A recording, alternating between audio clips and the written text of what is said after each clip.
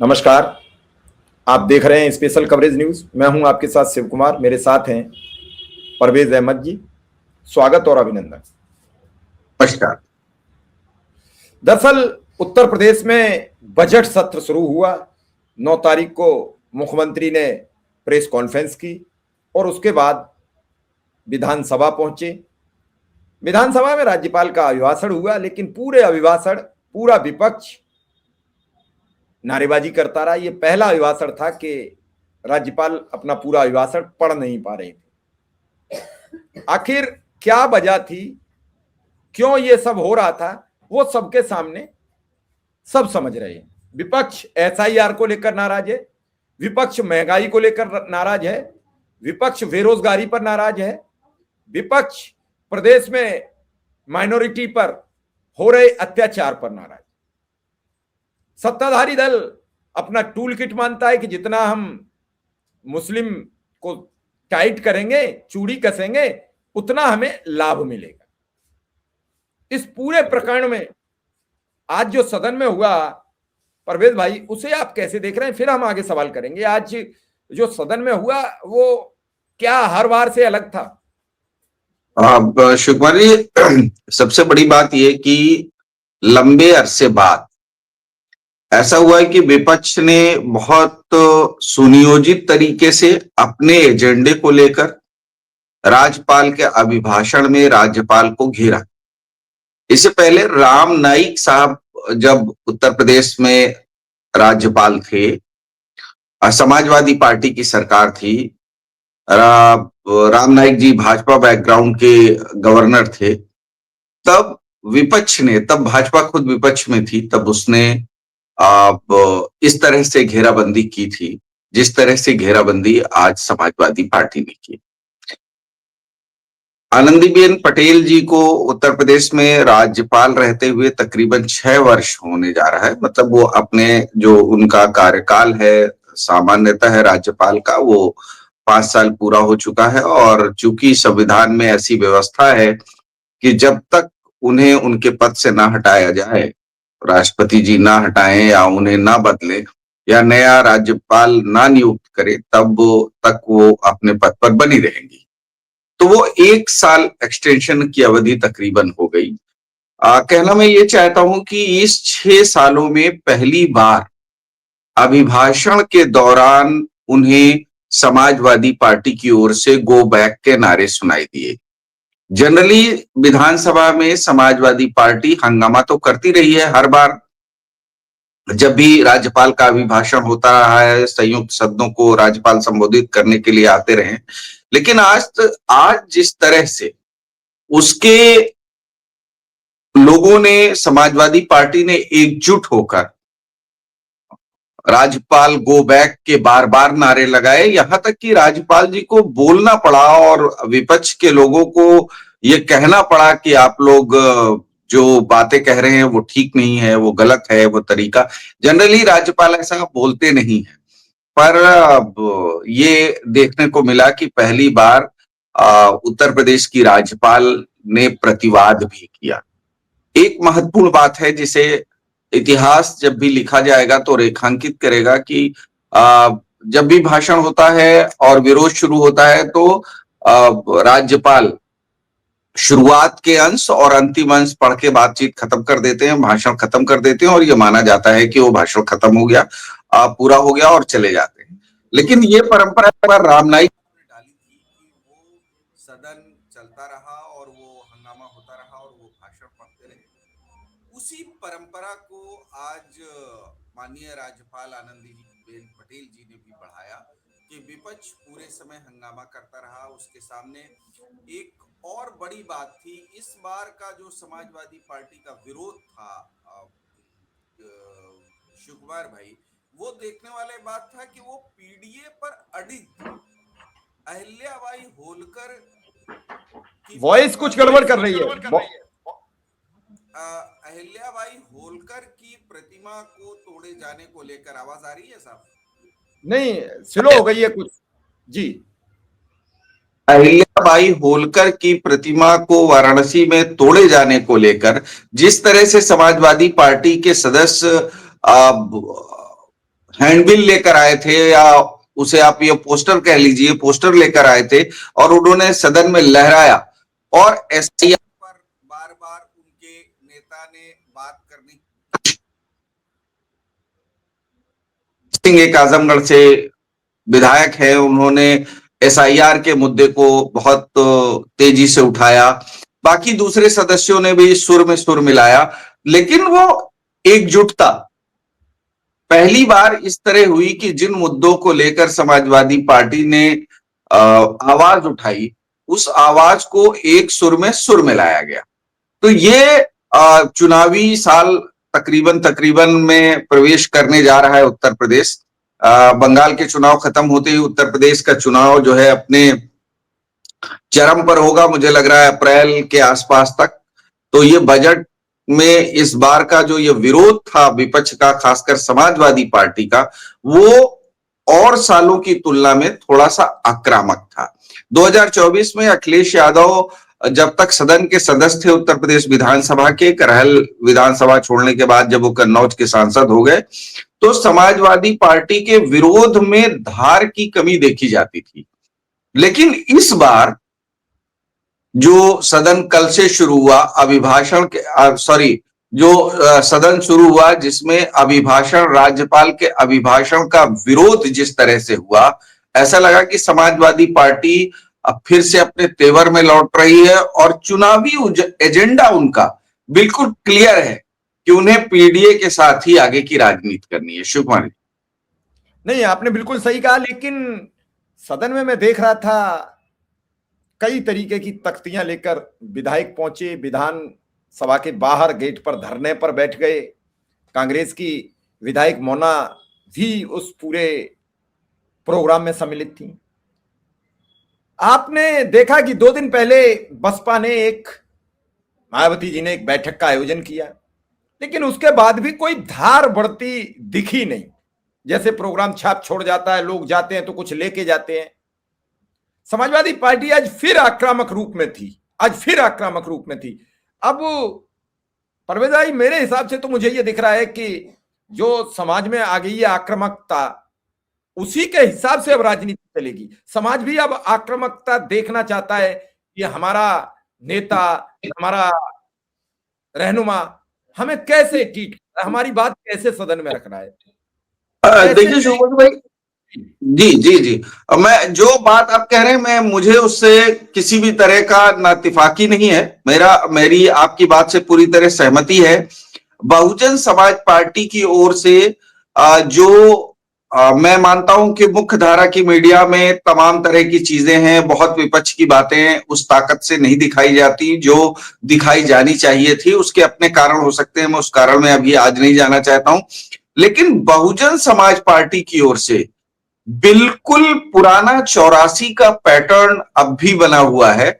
उनकी ओर से ना तो उनका कोई सोशल मीडिया एक्टिव है, ना उनके कार्यकर्ता एक्टिव होते हैं। वो आज भी जैसे 1984 में काशीराम साहब ने बसपा बनाई और जो एक तरफा भाषण दिया गया और चला गया, वो परंपरा आज भी है। जाहिर सी बात है कि जब आप एक दौर बदल गया है, मुख्य धारा की मीडिया को लोग छोड़कर सोशल मीडिया की तरफ जा रहे हैं, वो यूट्यूब प्लेटफॉर्म को ज्यादा बेहतर, ज्यादा सटीक मान रहे हैं, और आपके कार्यकर्ता और आपकी पार्टी की उपस्थिति नहीं है, तो जिस भी दल की उपस्थिति नजर आएगी, समाजवादी पार्टी के लोग इस मामले में, इस पे कोई शक नहीं है कि उन्हें विपक्ष के रूप में वो भले सड़कों पर आंदोलन न करते हों, लेकिन सोशल मीडिया के प्लेटफॉर्म पर, सोशल प्लेटफॉर्म जो भी जितने भी प्लेटफॉर्म हैं, उस पर उनकी आक्रामकता दिखाई देती है।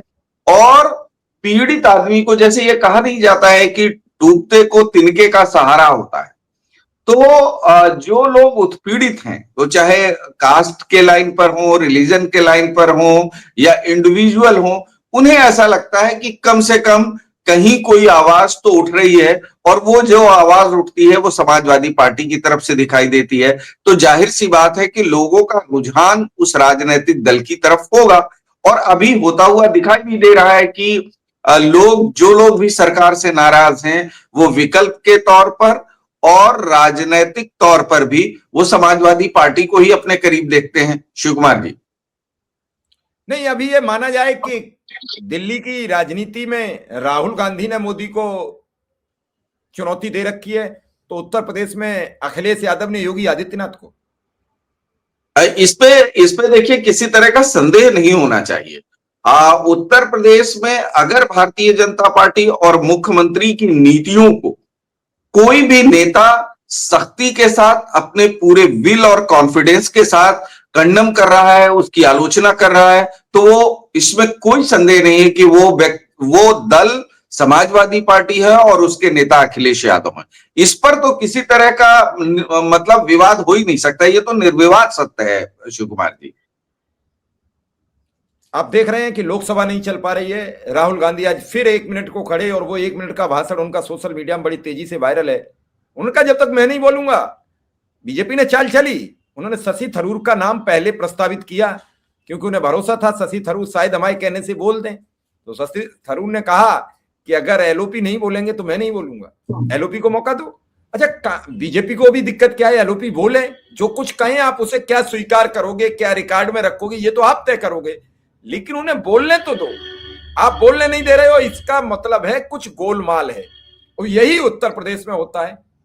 उत्तर प्रदेश में अखिलेश यादव को रोका जाता था, लेकिन जब से माता प्रसाद पांडे जी नेता प्रतिपक्ष बने, तो उनके बोलने का तरीका अपना पुराना, कुछ उम्र का तकाजा, बड़े आसानी से बात कहते हैं, बड़े सोच समझ कर बोलते हैं, तो शायद सत्ताधारी दल उन्हें रोकता नहीं है, वो अपनी बात कह लेते हैं। शिव कुमार जी, एक बात आपको बताएं हम, ये समाजवादी पार्टी का बड़ा ड्रॉबैक है। माता प्रसाद जी का शालीन होना समाजवादी पार्टी के लिए राजनीतिक नुकसान का विषय है, क्योंकि जो समाजवादी पार्टी का वोटर है और जो समाजवादी पार्टी का समर्थक है और जो समाजवादी पार्टी के लिए वोटों को मोबिलाइज करता है, तीनों सवाल हैं, वो सभी स्वभाव से आक्रामकता पसंद वाले लोग हैं। तो अगर उसका नेता शालीन, सहज और बेहद नियमानुसार हो जाएगा, तो वो उसके कार्यकर्ताओं को का डिटैचमेंट बढ़ेगा। वो डिटैचमेंट अटैचमेंट का लेवल घटाता है। तो जो माता प्रसाद जी की जो शैली है, वो समाजवादी पार्टी के राजनीतिक पैटर्न को सूट नहीं करती है किसी भी लेवल पर। तो इसका भी नुकसान समाजवादी पार्टी को, मुझे ऐसा लगता है, जो हम लोगों से बातचीत करके निकल के आता है, उसमें निकल के आता है कि इससे समाजवादी पार्टी को नुकसान हो रहा है। इसकी जगह अगर अखिलेश यादव नेशनल पॉलिटिक्स की जगह यूपी की पॉलिटिक्स कर रहे होते, तो शायद आज समाजवादी पार्टी राजनैतिक रूप से बहुत आगे खड़ी होती भारतीय जनता पार्टी से। शिव कुमार जी, नहीं, मैं सहमत हूं आपसे, क्योंकि अखिलेश की आक्रामकता उस समय देखने को मिली जब नेता प्रतिपक्ष, नेता सदन विधान परिषद केशव प्रसाद मौर्य से हॉकटॉक हुई। कितनी तेजी से वायरल हुआ वीडियो। अब सोशल मीडिया में आपको मालूम है कि खबर की उम्र 30 मिनट बची है। अगर आक्रामकता नहीं होगी तो चलेगा कैसे। योगी जी बेहद आक्रामक शैली में बातचीत करते हैं, तो जिस हिसाब से जो बोलेगा उसी हिसाब से जब आप बोलोगे तभी आप स्पेस पा सकते हो। लोकसभा का चुनाव हुआ, आपने देखा, लोगों को कतई भरोसा नहीं था कि परिणाम क्या होंगे, लेकिन जो लोग नीचे जा रहे थे, जमीन पर घूम रहे थे, उन्हें पता थी, अगर, मैं बड़ी बात आज आपसे कह रहा हूं, अगर main stream media 10% Rahul Gandhi का सपोर्ट कर देती तो बीजेपी की सरकार नहीं बनती। मैं दावे के साथ आपसे कह रहा हूं, क्योंकि जो डिफरेंस है वो 30-40 सीटों का है। बहुत बड़ा डिफरेंस नहीं है कि मेजर डिफरेंस हो। आप 100 सीट पीछे थे भाई, 235 उनके पास थी, 240 इनके पास थी। अगर इनका आंकड़ा 275 चला जाता इंडिया ग्रुप का, तो सरकार बेदखल हो जाती। अब ये अपनी पोजीशन मेन स्ट्रीम मीडिया से दिखा नहीं पाए। मेन स्ट्रीम मीडिया तो 400 पार का नारा देती रही, और आंकड़े भी जो आते रहे वो 370, 380। ऐसे में उत्तर प्रदेश में परिणाम बदले हैं, और परिणाम बदलने के बाद परवेज भाई बहुत कुछ बदला नहीं दिख रहा है। बीजेपी का अंतर्द्वंद, रोज के झगड़े, सत्ता में जब काफी समय कोई पार्टी रह लेती है तो उसके अंतर्द्वंद बाहर आते हैं। किसी का काम नहीं हुआ, किसी की सुनी नहीं गई, एंटी इनकमेंसी। हम इसको अन्य राज्यों से तुलना नहीं कर सकते। उत्तर प्रदेश एक अलग राज्य है, होगा क्या परिणाम मुझे नहीं मालूम, कौन जीतेगा कौन हारेगा ये तो वोटर तय करेगा। लेकिन मौजूदा परिस्थितियों में समाजवादी पार्टी को क्या एज में देख रहे हो आप? देखिए, क्या कहते हैं सुकुमार जी, मैं आपको पूरे इत्मीनान और पूरे ठंडे दिमाग से इस बात को कह रहा हूं कि उत्तर प्रदेश के विधानसभा चुनाव में भारतीय जनता पार्टी के साथ अभी की तारीख में नेक टू नेक लड़ाई करती हुई समाजवादी पार्टी दिखाई दे रही है। और जब 27 में चुनाव होगा, कोई बड़ा उलट पलट, कोई बड़ा गठबंधन, कोई आकार ले ले, तो राजनीति में तो एक मिनट में कई चीजें बदलती हैं। लेकिन आज जैसी परिस्थितियां बनी रही तो भारतीय जनता पार्टी को समाजवादी पार्टी के साथ बहुत कांटे के मुकाबले से गुजरना होगा। और अगर समाजवादी पार्टी एज ले जाए तो कोई बहुत चौंकने वाली बात नहीं होगी, क्योंकि लोग भ्रष्टाचार से परेशान हैं। भ्रष्टाचार केवल एक फ्रंट पर नहीं है, भ्रष्टाचार पुलिस में बढ़ा है, भ्रष्टाचार रेवेन्यू में बढ़ा है, भ्रष्टाचार और दूसरी जगहों पर बढ़ा है। तो ये जो एंगल है, ये लोगों में हलचल, जो खास करके मध्य वर्ग है उसको तो हलचल मचा रहा है। मैंने एक बार पता नहीं किसी सेमिनार में या किसी जगह से कहा था कि अगर 2027 में अखिलेश यादव ने 2003 में जो बात कही थी और जो 2013 में जो बात कही थी कि मुख्तार के परिवार को हम किसी भी लेवल पर नहीं लेंगे, चाहे हम सत्ता से हट जाएं, और डीपी यादव को हम अपनी पार्टी में नहीं शामिल करेंगे, अब सपा बदल रही है। अगर अखिलेश यादव 2027 के विधानसभा चुनाव में उस तेवर पर लौट कर आ गए, 2016 और 13 के इस तेवर पे अगर अखिलेश यादव ने अपने को लौटा लिया, तो भारतीय जनता पार्टी को उत्तर प्रदेश में सत्ता बचाने के लिए कोई ऐसा मुद्दा नहीं होगा जिस पर वो चुनावी कैंपेन के लिए जाए। तो वो चुनौती तो बड़ी भारतीय जनता पार्टी के सामने है, बशर्ते अखिलेश यादव ये निर्णय ले पाए। क्योंकि जनता, उत्तर प्रदेश की जो जनता है शिव कुमार जी, वो अपराध, गुंडे और माफियाओं को पसंद नहीं करती। मैं आपको याद दिलाऊं, अपने दर्शकों को भी याद दिलाऊं कि हमारे वही दर्शक वोटर भी हैं, उन्होंने 2007 में जब मायावती सरकार बनाने जा रही थी, तब उन्होंने एक नारा दिया था, चढ़ गुंडों की छाती पर, बटन दबेगा हाथी पर। आपको याद होगा। शिव कुमार जी, आप मेरी बात सुन पा रहे हैं ना? शिव कुमार जी, मेरी आवाज आ रही है आप तक? आपकी आवाज आ रही है, सुन रहा हूं। तो 2007 में मायावती ने यह नारा दिया, तो उत्तर प्रदेश की जनता ने मायावती को सत्ता सौंप दी। और उसके और भी कारण होते हैं, लेकिन मुख्य कारण है 12 और 13 में जब अखिलेश यादव ने कहा कि हम किसी गुंडे और माफिया और बदमाश को अपनी पार्टी में शामिल नहीं करेंगे, तो उत्तर प्रदेश की जनता ने अखिलेश यादव को सत्ता सौंप दी। 2017 में जब भारतीय जनता पार्टी आई, तो उसने ये कहा कि हम अखिलेश राज के दंगा और गुंडा और माफिया को उन्मूलित कर देंगे। भारतीय जनता पार्टी को जनता ने सत्ता सौंप दी। और 22 में जब चुनाव हुआ, तब योगी सरकार और उसकी मशीनरी ने यह प्रचार किया कि हम गुंडों को उन्मूलित कर रहे हैं, तो दोबारा सत्ता सौंप दी।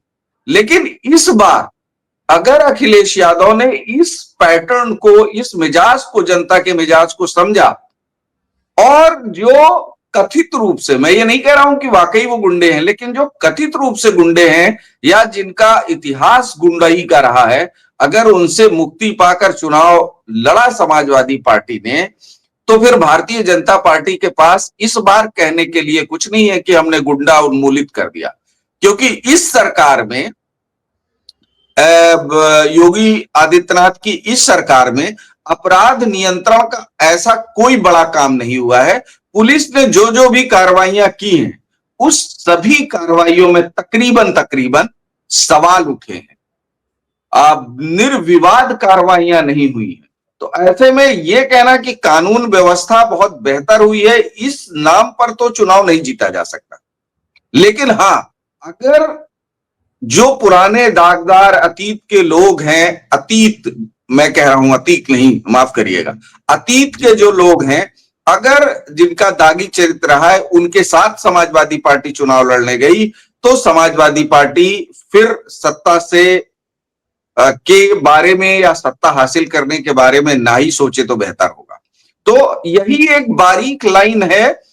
आज जिस तरह से, मतलब मैं वापस लौटता हूं विधानसभा सत्र के तरफ, कि जो मुद्दे उठा रही है समाजवादी पार्टी, वो मुद्दे जनता को छू रहे हैं, लेकिन उसको वोट में कन्वर्ट करने के लिए समाजवादी पार्टी को उसी रास्ते पर जाना पड़ेगा जो 2012 में अखिलेश यादव जी ने कहा था, और 2016 में जिसके लिए उन्होंने परिवार में विघटन मंजूर कर लिया था, लेकिन माफिया और गुंडों को अपने साथ नहीं लिया था। अखिलेश यादव की जो वो लोकप्रियता का पैमाना था, अगर अखिलेश यादव जी उस पैमाने को रिटेन कर ले जाते हैं शिव कुमार जी, तो यकीन मानिएगा कि भारतीय जनता पार्टी के लिए बहुत कठिन है। मैंने आपको विधानसभा सत्र में भी ये बताया कि जो मुद्दे उठ रहे हैं वो जनता को लुभा रहे हैं, छू रहे हैं। जनता को ऐसा लग रहा है कि हमारे मुद्दे हैं, लेकिन इसके बदले में वो भावनात्मक जो हृदय का उफान है खून का, उसे बूथ में कन्वर्ट करने के लिए आपको इस बात के लिए तैयार होना होगा कि भारतीय जनता पार्टी सिर्फ उसी हथियार से आपसे लड़ेगी जो आपकी अतीत में कमजोरियां रही। शिव कुमार जी, बिल्कुल बिल्कुल, आपने ठीक कहा। एक बार उन्हें अपराध पर एक भरोसा जनता में जमाना पड़ेगा। अपराध ही एक उत्तर प्रदेश में बड़ी भूमिका रही। 2007 में आपने बता दिया बसपा कैसे आई, 2012 में अखिलेश कैसे आए, 2017 में योगी आदित्यनाथ कैसे आए। अगर अखिलेश यादव ने अपराध जीतने का, अपराध रोकने का भरोसा जनता को दे दिया तो भाजपा की राह बड़ी मुश्किल हो जाएगी, ऐसा मैं मानता हूं। लेकिन इसके लिए अखिलेश यादव को एक बड़ी लकीर खींचनी पड़ेगी।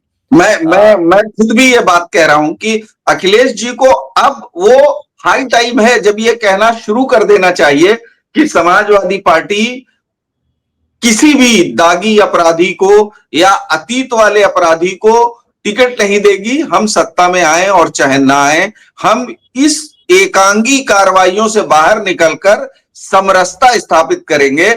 इस लाइन को अगर अखिलेश यादव जी ने पकड़ लिया तो मैं आप क्या, मुझे लगता है कि समाज का हर व्यक्ति ये बात कहेगा कि ये लाइन समाजवादी पार्टी के हितों की ओर जाती हुई दिखेगी। चलिए, फिलहाल हम इस प्रोग्राम को यहीं विराम देंगे और दर्शकों से ये कहेंगे कि आप भी हमें राय भेजिए, हमें कमेंट में बताइए कि अखिलेश यादव अगर अपराध पर भरोसा देते हैं तो प्रदेश में राजनीति का चक्र घूमेगा या नहीं। परवेज जी, आपका बहुत बहुत आभार, आपने समय दिया। धन्यवाद। बहुत बहुत आभार आपका। इस तरह डिबेट जारी रहेगी। मैं दर्शकों, जो लोग मुझे बतौर जर्नलिस्ट जानते हैं, मेरी उनसे भी अपील है कि आप हमारे चैनल पर आइए, जुड़िए, अपने कमेंट दीजिए, नकारात्मक, सकारात्मक, असहमति, सहमति, जो भी है उसका आपका स्वागत है। शालीन शब्दों में अपनी बात कहिए, हम आपके विचारों के अनुरूप नुमाइंदगी देने की कोशिश करेंगे, आपके दर्द को स्वर देने की कोशिश करेंगे। नमस्कार, धन्यवाद।